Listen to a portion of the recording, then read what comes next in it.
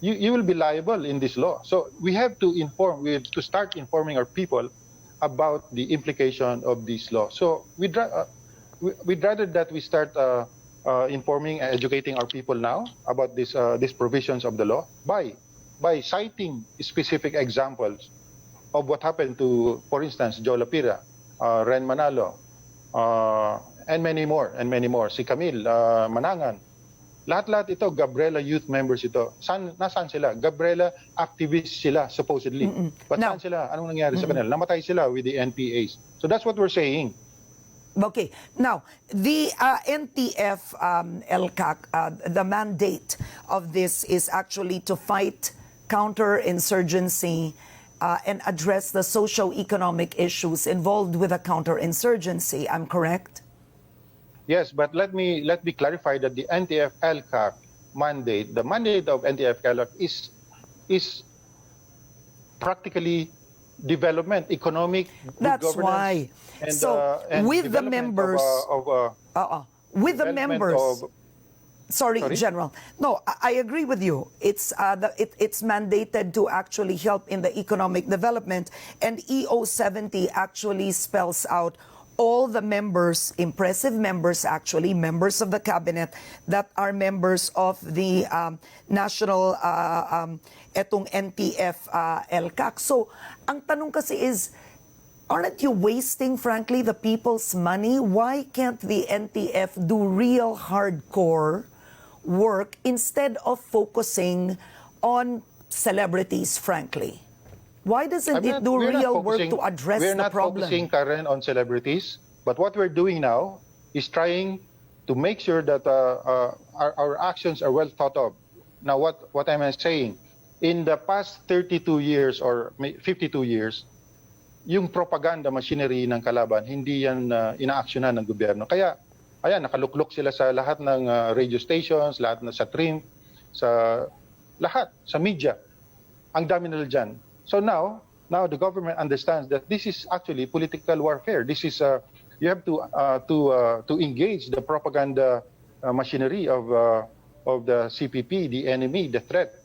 Even if the armed forces will be able to eliminate the 4,000 remaining NPAs, the recruitment, if not stopped, will provide new cadres, will provide new fighters for the new People's Army. And this is what we're trying to do now: stop all this recruitment. Stop this deception of the Communist Party of the Philippines, including this front organization, Anak Bayan, LFS, KMU, Gabriela. And by the way, all these organizations were identified by Jose Maria Sison as his progressive allies. So we were not the ones who red tagged these organizations. Nandyan yan sa website ng Philippine Revolutionary Web Central. All these organizations allied with Jose Maria Sison. Nandyan yan sa International League of People's Struggle website, Karapatan, Ibon Foundation, all General. of this, NUPL. Yes. Okay. General, the CPP, NPA, this is a whole other show that we can discuss.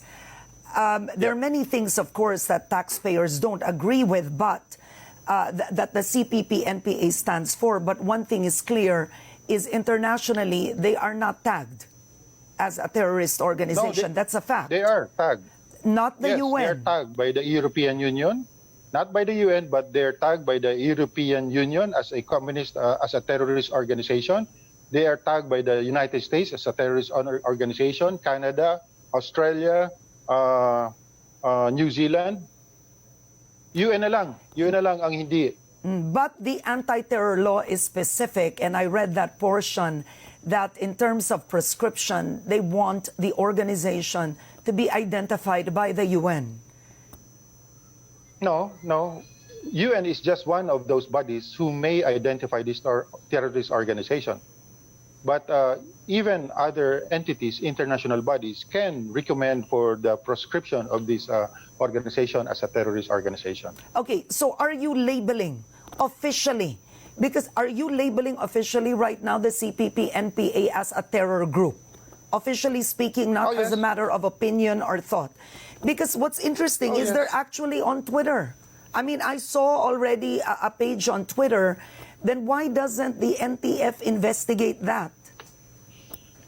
They're giving updates on Twitter, frankly. Yeah.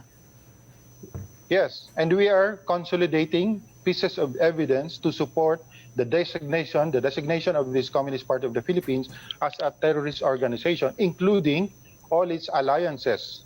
So let's just wait for the Anti-Terror Council. But you have no I'm not proof. privy. Yeah, I wanted to ask you because Gabriela was also on Head Start, and they say they are completely above board. So you'd have to present really? proof. You'd have to present proof that they support, they arm, they fight for the CPP-NPA. Because for Jose Maria Sison to just say they're one of the progressive groups, it won't hold water really in court if Gabriela says, where's the proof? To label a left-wing group. Let me ask you, Karen.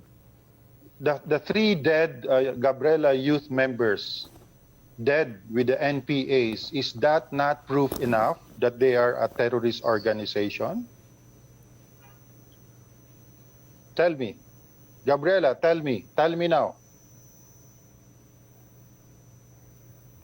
But I can't get into the case of this, General, because I'm not familiar with every detail of the case.